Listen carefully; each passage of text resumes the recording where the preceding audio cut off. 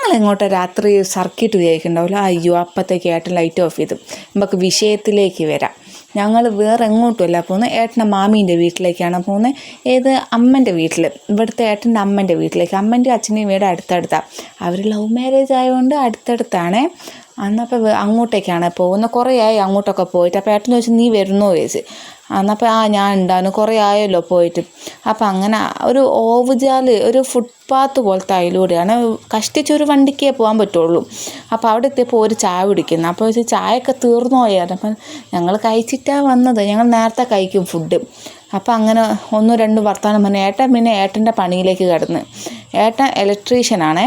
എന്നപ്പോൾ ഏട്ടൻ സ്വിച്ച് ബോർഡൊക്കെ മാറ്റി. ഒടുക്കത്തെ മഴ ഞങ്ങൾ ഇറങ്ങാൻ സമയത്ത്. കുറച്ച് സമയം അവിടെ ഇരുന്നുണ്ട് കേട്ടോ. ഒരു 10 മണി, 8 മണിക്ക് പോയിട്ട് 10 മണിക്കാണ് എത്തിയത്. അപ്പോൾ അങ്ങനെ ഞങ്ങൾ എല്ലാവർക്കും ടാറ്റ ബബ്ബായി പറഞ്ഞ് ഞങ്ങൾ ഇറങ്ങി. ഒരു 10 മണിയൊക്കെ ആയിട്ട് വീട്ടിലെത്തി. എന്നപ്പം പിന്നെ പോകുന്ന പോക്കിലൊക്കെ ആ ഓവുചാല് ഫുള്ളും വെള്ളമായിട്ടുണ്ട്. അത്രയും മഴ പെയ്തുണ്ട്.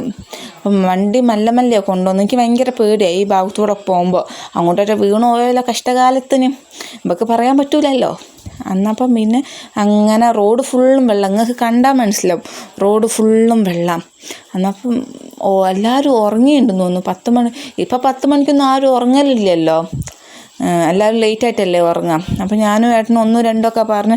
അപ്പോൾ ഇത് ഏട്ടൻ്റെ ഫ്രണ്ടിൻ്റെ അവിടെ. അപ്പം ഇങ്ങനെ പറയുന്നുണ്ട്, ഇന്ന് ആരും എന്നെ വിളിച്ചില്ലേ, മഴയായിട്ട് പിള്ളേന്മാരൊന്നും പുറത്തേക്ക് ഇറങ്ങിയില്ലേ ഇങ്ങനെ എന്നോട് പറഞ്ഞു പോകും. അങ്ങനെ വീടെത്തിയപ്പോൾ മുമ്പിൽ അമ്മയൊക്കെ ഇരിക്കുന്നുണ്ട്. അപ്പം അങ്ങനെ വീടെത്തി. ഇനി കിടന്നുറങ്ങണം. ഇന്നത്തെ കൊച്ചു വീട് ഇത്രേ ഉള്ളൂ.